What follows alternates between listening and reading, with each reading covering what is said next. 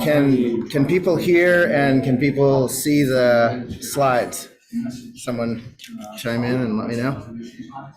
I can hear you. I can't see the slides. You can do both. You can hear me and see the slides? No, I can only hear you. Ah. I cannot see the slides. Yeah, so you'll need to log into, if you're showing the slides on here, you need to log into the Zoom meeting. Got it. But you'll have to get the right link from the agenda app, the agenda website if you're on this at the same time.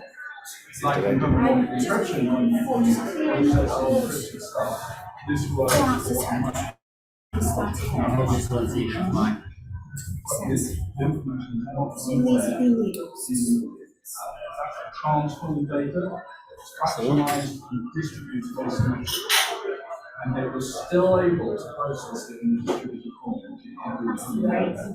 You can't operate your own computer. So it's not letting me click on my discussions with people like maybe right, because it's split across two.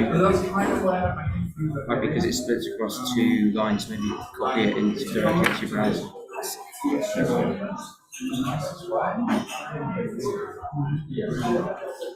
These people just stop speaking. We can't use the sound. You can only use the sound if it's connected to our laptop. If it's connected to your, it's an independent laptop, then the sound is going to go through the laptop. But if you use this, we can connect it via the screen. Okay. That's what I've been informed by IT. That's fine. Well, reliably informed. We'll do that. That's better. So because we've got people remote, so it's not going to be. It's much easier if they're able to hear clearly. Your website can't exercise control for research. Okay. So if you share your screen on this computer, you don't need to join with the audio. Just close that without adding audio. What I'll be doing, don't join the audio.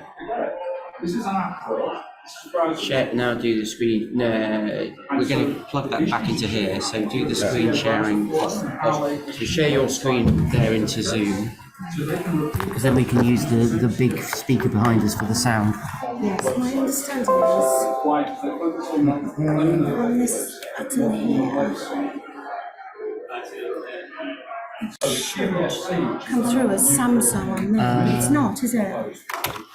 Speakers, real tech speakers. It should come through as Samsung because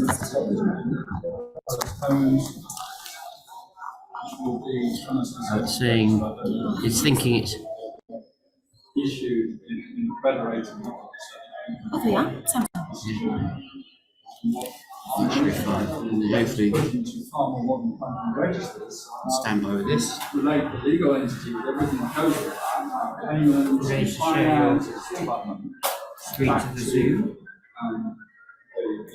I still have a I don't know when I do business with people, or on a business or a customer or whatever, or a government, it doesn't matter. I know that your digital presence, certificates, websites, email hostings, I know where stuff's coming from. So I know it's on the screen. I don't think you need to do that. Are you displaying this in? Are you displaying in a window already? Yeah, right here. So then go to share screen. Select whichever one is the. We see any It's not behaving how it should.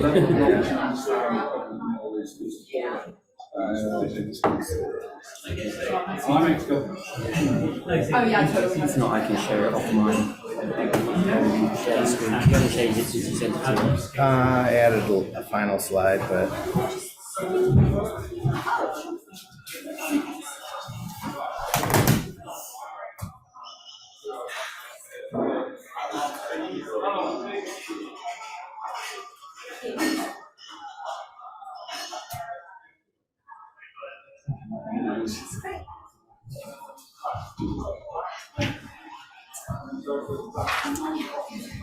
Is it playing or not?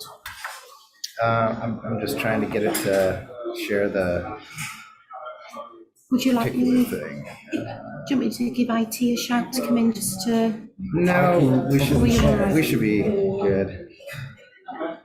Do you need this connection at all, this cable? I don't think so. No. No, we don't think we need that. No. I'll take that back to its own in a second.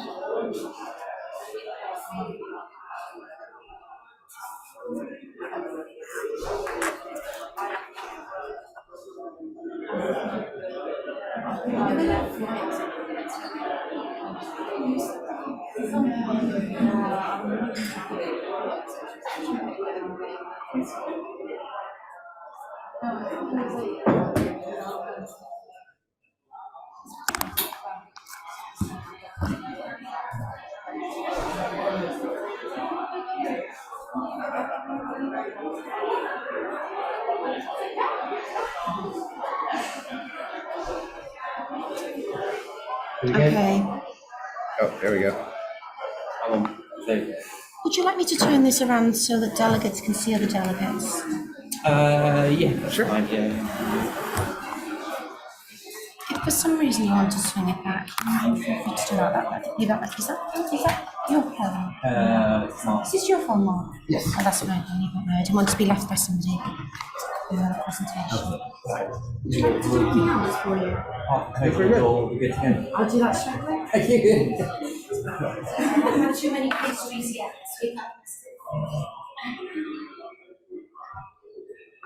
Okay, I guess we'll get started. Welcome everyone online and in person here. We're gonna do what's hopefully one of the more lighthearted, fun, futuristic looking concepts in the automotive space. So basically this kind of came to be from a trip that I had made in January over to CES in Las Vegas. And as I was going around it, it kind of jumped out that there was a lot of screens and a lot of cameras going into the automobile, and that kind of naturally suggested that as we move forward in time with tech, that they'll want more and more reasons to use those cameras and use those screens. So we started reaching out to a few of the tech providers and had some conversations and started coming up with potential use cases for what might happen in the future, although nothing specific has happened yet, but it's just something that we wanted to talk and have a little roundtable about. Yes.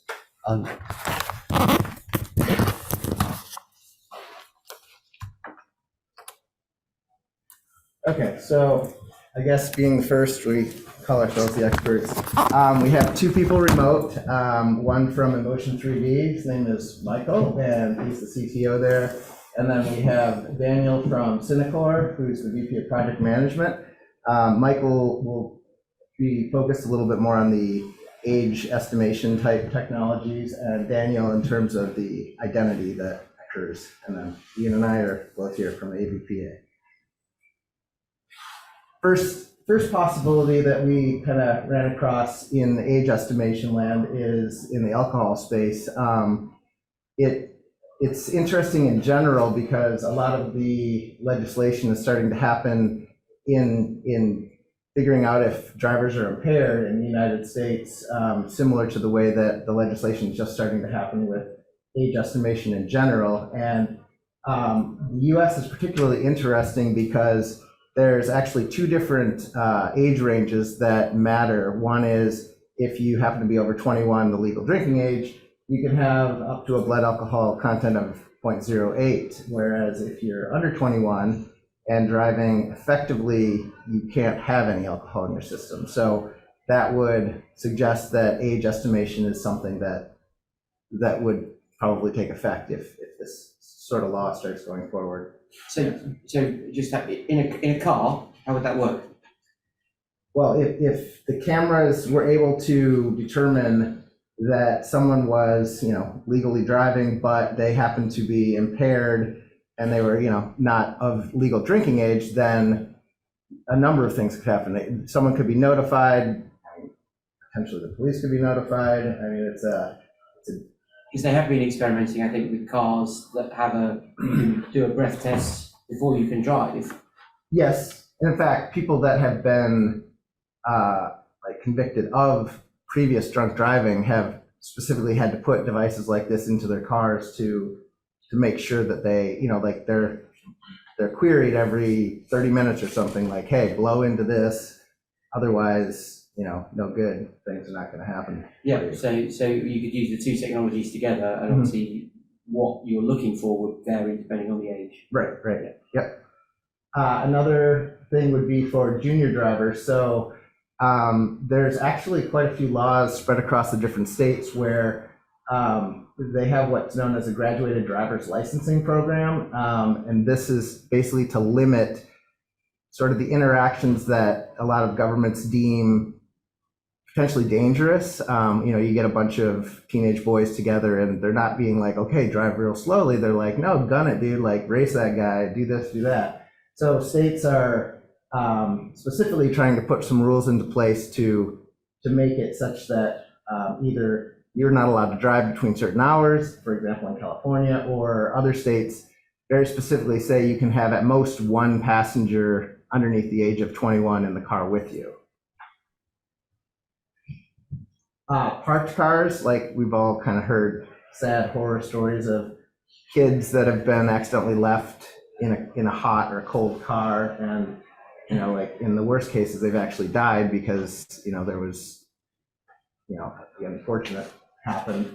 But the same can also be said potentially for elderly situations. Like my mom's in her mid-80s, and I mean, I give her maybe a little bit more mobility than my kids, but potentially that's something that you want to be able to look out for as well. Multi-legged trips. So Ian will tell a real world example, but basically there's situations where kids have been forgotten at the gas station or at the restaurant or whatever, because there's just a lot of stuff going on, and you jump in, you assume everyone else has jumped in, but you get down the road and you realize little Billy isn't in the back seat, and the car is able to maybe figure that out for you and give you a little bit of a notification. In fact, So the story here is, this is David Cameron when he was Prime Minister. He went to the pub with his wife and kids, and they left in two separate cars, and each thought that the other one had one of the children. In fact, no, the kid was left behind. And as they had police bodyguards with them at the time, it was pretty clumsy. I'm not sure the police carried themselves with a great aplomb there by losing one of the children. In-car safety is a pretty obvious one. Adjustments could be made to the airbags or the seat belts, and this also can apply both to young children and like ones that aren't actually in a child seat per se, but also elderly folks. The adjustments could be made. And then the last kind of two age estimation things are autopilot and crime. So Ian had like imagined a 6-year-old jumping in saying, "Hey, take me to school," like to the car, and I actually found a picture of basically that. Probably not even 6 in the picture. Just currently, children can't drive because their feet can't reach the pedals. I mean, there's a physical limitation. But if you have a Tesla, as Mark does, I went to visit Mark in California, and we drove from Santa Monica to downtown LA, which is a good half-hour drive. Mm-hmm. And all Mark had to do was tap the steering wheel every so often to prove he was still awake. But otherwise, the car drove us there, which is just crazy from my perspective. But it's becoming more and more normal. So there's nothing to stop a child getting into the car and say, "Hey, car, drive me to school," and without doing something, that could happen. Yeah, and same with like crime. It's kind of gotten crazy in some areas where there's carjackings occurring, and actually a significant number of those are occurring from like 14-year-old kids, and they could jump in and the car might be like, "Hey, you don't seem like you're old enough to drive. I'm gonna put some kind of restrictions into place." Getting over into the identity side, this is more where Daniel has some stuff that he could pop in and say. Again, we're putting a lot more cameras, a lot more screens into the cars, and this is enabling you to actually have access to some of the things that you might have in your home, such as your Netflix or your Spotify or whatever, and being able to seamlessly bring identity, into the automobile overall should just make it less of a frictionful situation. Next one, again, vehicle access. Like this is something that could be used for keyless entry, automatically starting the car, accessing certain features, or even even kind of communicating ahead to parking structures or tolls or things like that.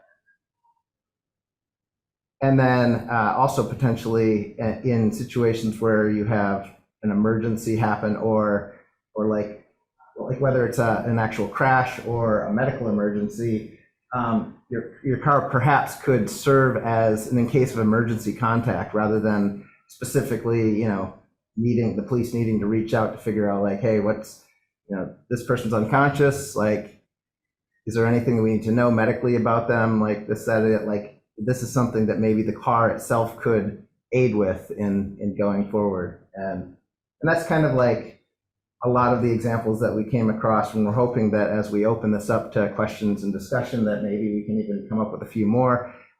First thing I want to do though is thank both Michael and Daniel for being on, and I wanted to give each of them kind of a chance to say what their companies have been working on and might consider working on as we go forward.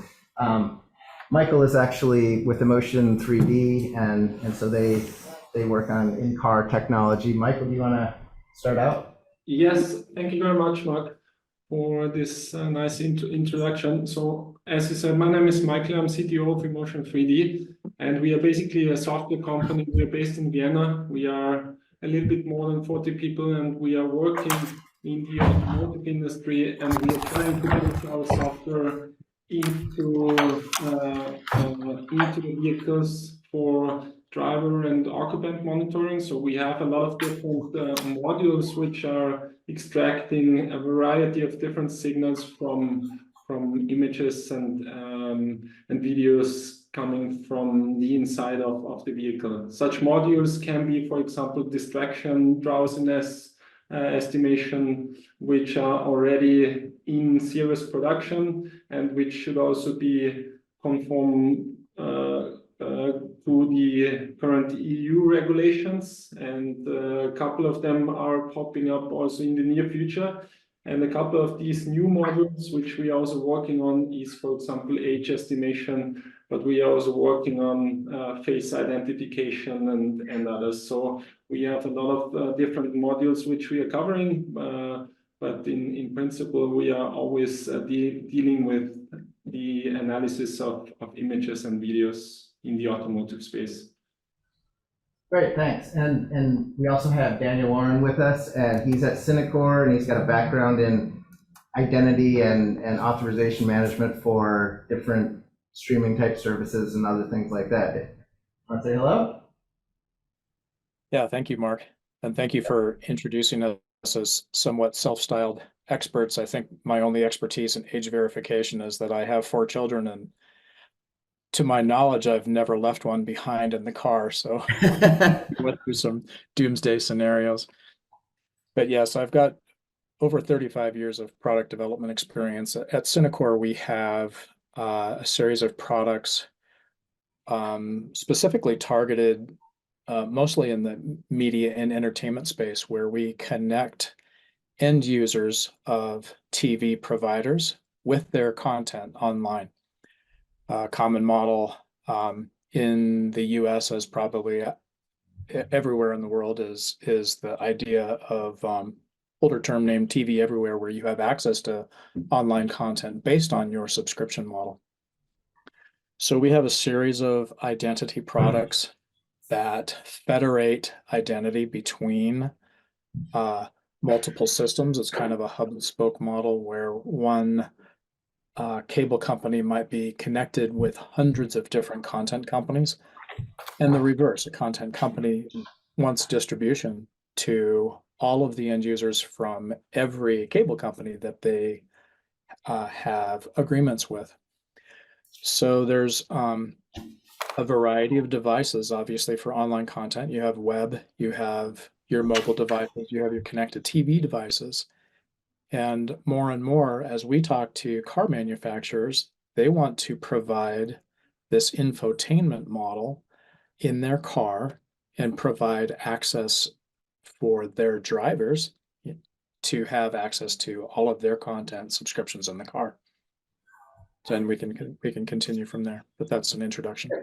Thanks. Oh, I wanted to point out also that I know somehow it's showing up in the schedule as being an hour-long session, but it's actually 30 minutes. So we've got 10 more minutes that we can start talking and asking questions and seeing what ideas people have. Anyone have any questions? Either online or here? I have a question. Obviously, it's all hypothetical, great ideas, really exciting. Who do you think would drive this going forward? Do you think it's the car manufacturers that will be making some of these features available through the car? Do you think it would be end users that decide to adopt it? Do you think it would be your insurance company? The same way as in the UK, you may have a black box, so you pay less if you decide to install this in your car. Do you think this is the way to drive and make this more available? Good. I'm just going to quickly repeat the question because I'm not sure if you hear it online clearly, but the question is, who's really going to drive adoption? If we're going to have more age estimation in cars, do you think it'd be the manufacturers? Do you think it'd be the users? Do you think it'll be the insurance companies or somebody else? I don't know if either of you wants to jump in and field that one. I can answer this one if Please. well, basically, I would say it's not the end customer, because in the end, it's the OEM and they are basically deciding based on, and to be honest, it usually also goes through price ranges and price adjustments. So from that point of view, if it's something which is mandatory, then they would also install it in the car, and then of course end users need to deal with it. But there is also another possibility, like as already said, besides just having it in there because of comfort features, when it comes to safety, and if it's really necessary because of regulations or maybe anything else, then these car manufacturers are also forced to push new technologies and innovative stuff in the vehicle. So from my point of view, it's not the end users who are driving this innovation, but it's more the OEMs, and they are basically forced by, most of the time it's regulations, and then when such systems are in the car, then of course you can also use it for other purposes, like as already said, like enabling comfort features. Thanks. And Daniel, do you have anything to add? I would almost take an opposite approach with when it comes to supporting entertainment in the car, where I would say that the user adoption and the user demand will be a strong driver, such that, you know, when you check into a hotel, for example, some of the reasons that you choose that hotel are based on the that is provided by that property. And as more capable screens and more capable technologies come into the car, or when you start looking at self-driving cars and people don't have to pay as much attention to the road and they want to be either entertained or they want to work, this is where cellular service or broadband to the car, access to their features, their service descriptions, and their entertainment, we think are going to be large drivers. So specifically with age verification, where it comes into play in the content and entertainment market is, as you know, and I think they were talking about in the previous session, when it comes to content ratings and parental controls on access to the content. You know, if you were looking at your HBO Max subscription, maybe a Game of Thrones rerun is not appropriate content for the back seat, right? So the age verification on different levels of experience in the car might be applicable. But I think end users will largely, as more capabilities come to market, will help drive that adoption, and car manufacturers will look to see if that's a differentiating factor.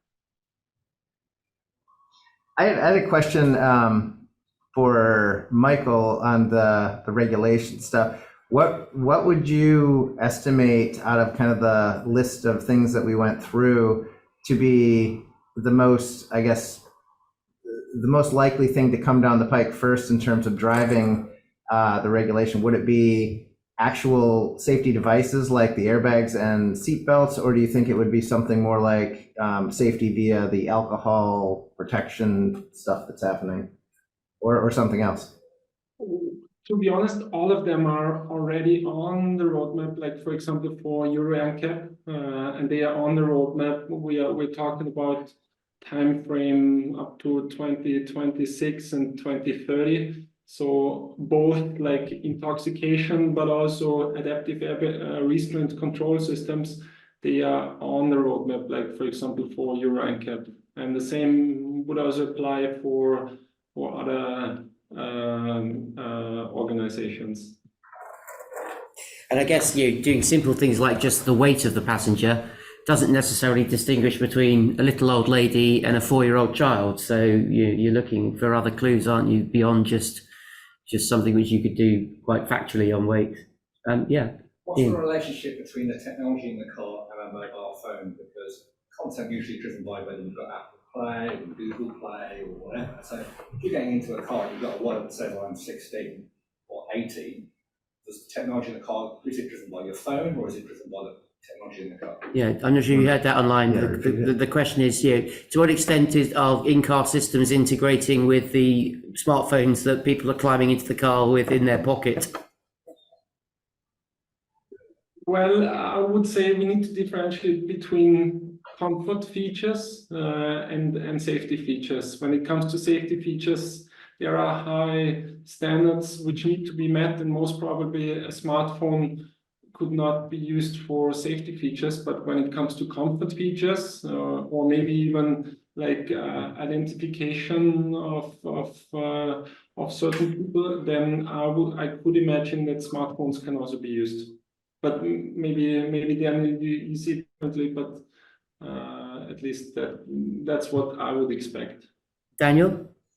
I do agree with that, and maybe more in the future case, as biometric devices and the ability to recognize a user in the car is still kind of in its infancy.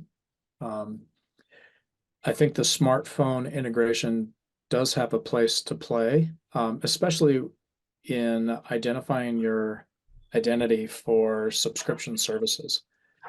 So there are passwordless capabilities like passkey support, which you've probably heard a lot about, where you're able to create a cryptographic key based on your biometric on your phone. It creates a private key on your phone, and the public key is shared with that service provider.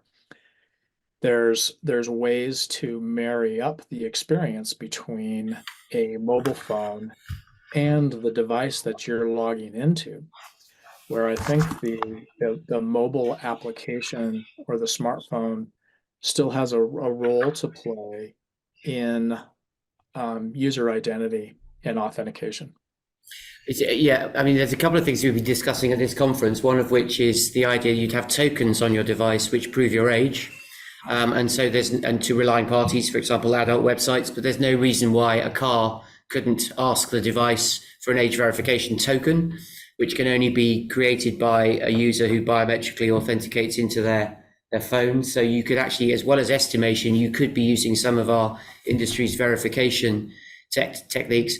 And on the estimation, NIST, the National Institute of Standards and Technology, have just given us a preview of the accuracy levels they've found on the estimation software. I think it was, broadly speaking, quite positive, except for certain slightly unusual parts of the world where there's obviously not a lot of training data gone into the algorithms from people from that part of the world. But it's definitely showing that the claims that we've made as an industry of being accurate to within a year and a half are not outlandish. They are now independently sort of confirmed by NIST, which is quite helpful. I'm assuming that we're just going to kind of go until we run out of material, or we might be getting kicked out soon. I had one last question. Probably Michael can field it. I've heard from some other tech providers that having age estimation, if it does come into the car, being fully in the car, meaning being on the edge, is going to be very important. Is that something you agree with, or do you see a different possibility? You mean the computation is done in Yes, car rather than exactly. on a server somewhere? Right. Yeah.